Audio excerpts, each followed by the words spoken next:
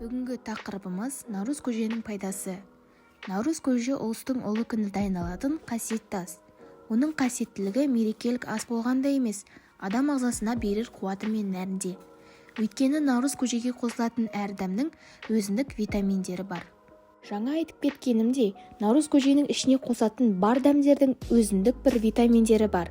Яғни бірінші етке келетін болсақ, еттің құрамында ақуыз, май, дәрумендер, яғни В1, В2, В6, минералды тұздар, экстративті заттар бар. Одан бөлек белок, амин қышқылдары, дәрумендердің мол қоры жиналған. Фосфор, темір, мырышқа өте бай. Сондықтан да қазақ халқымыз осы етті көп жеуге ұсыныс білдіреді. Тағы да наурыз көжеге қосылатын жармалар, яғни арпа бидай ас екен дейді халқымыз. Арпада қанның гемоглобинін жақсартатын пайдалы заттар болады. Ал бидайда кальций, калий, магний, темір, фосфор сынды минералды заттар бар.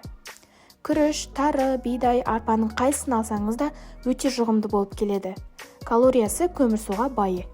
Арнаға жазылып, лайк басуды ұмытпаңыз.